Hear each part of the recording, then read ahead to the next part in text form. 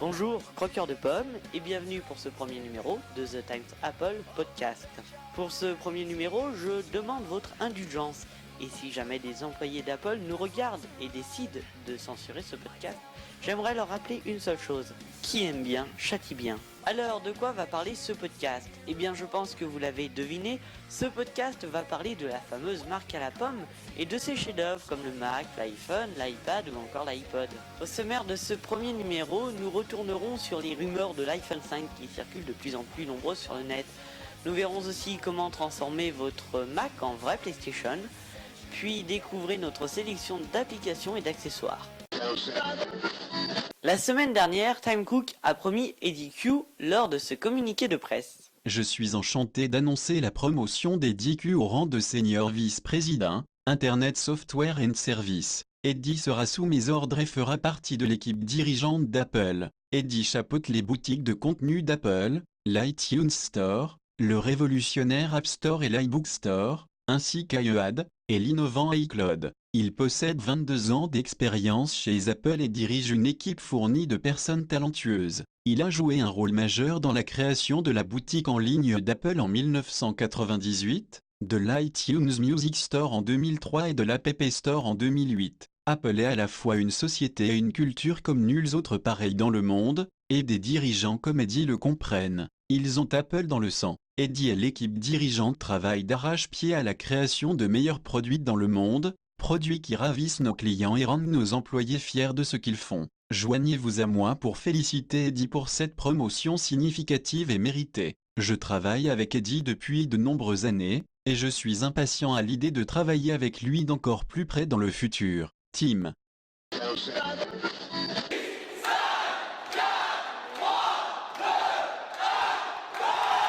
Samedi 27 à 10h, le 8e Apple Store français a ouvert ses portes.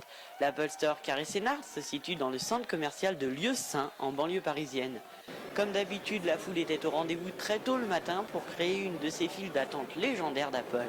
Les 1000 premiers clients se sont vus offrir un t-shirt spécial Apple Carré Sénart.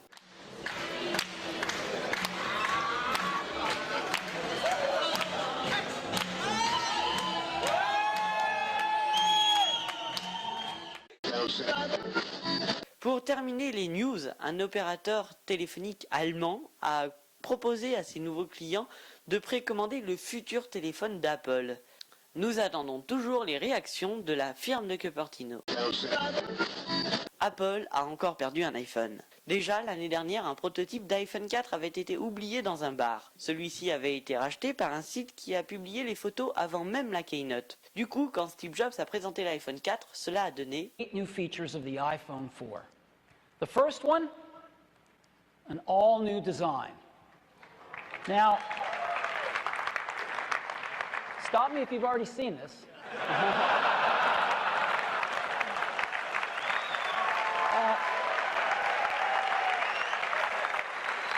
Alors cette fois, nous n'avons toujours pas vu de photos, mais apparemment le prototype aurait été perdu dans un bar de San Francisco. Apple aurait tout de suite activé l'option « Localiser mon iPhone » et donné les coordonnées GPS à la police de San Francisco. La police se serait rendue au lieu dit, aurait trouvé un homme qui aurait autorisé la police à perquisitionner son appartement et sa voiture sans aucun succès.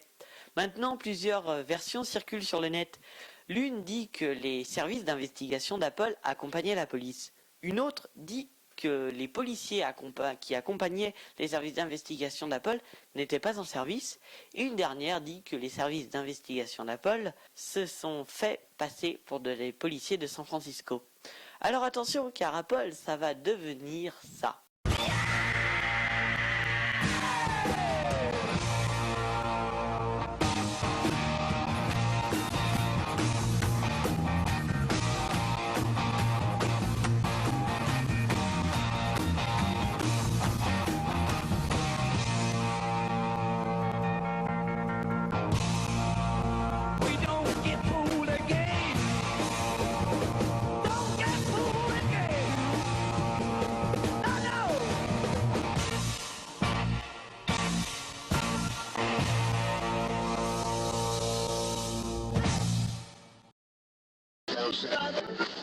Deuxième rumeur qui circule sur l'iPhone 5, c'est cette soi-disant housse du futur iPhone.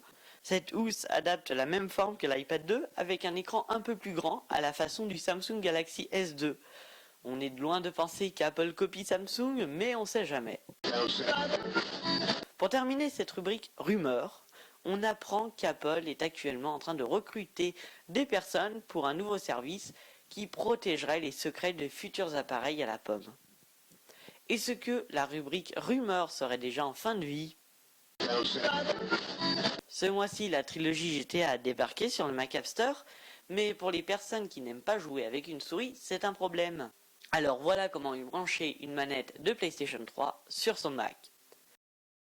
1. Télécharger le driver et le pilote de la manette qui se trouve sur la page bonus de cet épisode. 2. Installer le driver et le pilote en suivant les instructions. 3. Branchez votre manette de PS3 avec le fil USB qui vous sert d'habitude à la recharger. Entre parenthèses, c'est normal que les 4 lumières de la manette clignotent. 4. Rendez-vous dans Préférences système, puis tout en bas, cliquez sur Gamepad Compagnon. 5. Sur la colonne de gauche, sélectionnez Manette 6-axis. 6. Ensuite, configurez chaque touche de la manette avec une touche du clavier. 7. Lancez votre jeu, par exemple GTA, et configurez les touches, mais cette fois les touches de la manette. Et voilà, vous jouez à GTA avec une manette de PS3 sur votre Mac.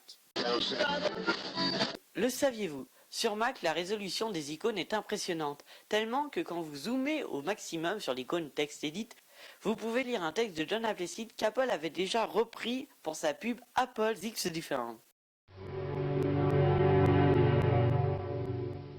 Les fous, les marginaux, les rebelles, les anticonformistes, les dissidents. Tous ceux qui voient les choses différemment, qui ne respectent pas les règles. Vous pouvez les admirer ou les désapprouver, les glorifier ou les dénigrer, mais vous ne pouvez pas les ignorer. Car ils changent les choses. Ils inventent, ils imaginent, ils explorent, ils créent, ils inspirent, ils font avancer l'humanité. Là où certains ne voient que folie, nous voyons du génie. Car seuls ceux qui sont assez fous pour penser qu'ils peuvent changer le monde y parviennent.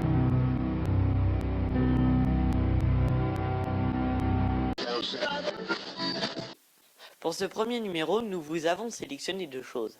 La première, c'est The Magix Numpad, qui vous permet de transformer votre Magix Trackpad en clavier numérique. Il suffit de poser le film plastique sur le trackpad et à l'aide du driver l'accompagnant, activer l'option clavier numérique qui se trouve dans la barre des menus. Deuxième chose, l'application iStudier sur Mac, iPhone et iPad est indispensable pour la rentrée. Cette application va vous aider à gérer toute votre vie scolaire, vos horaires de cours mais aussi vos horaires de vacances, les devoirs à rendre et aussi vos professeurs. L'application se synchronise parfaitement entre les Mac, l'iPhone et l'iPad et aussi intègre les événements que vous avez déjà programmés dans iCal. Cette application est indispensable pour tous les lycéens. Pour terminer ce podcast avec un sourire, nous avons sélectionné cette image intitulée « Apple, c'est le mal ».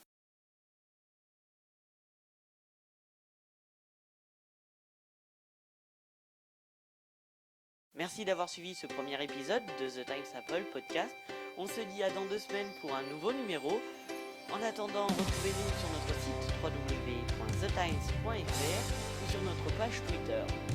Vous pouvez désormais fermer vos smart covers.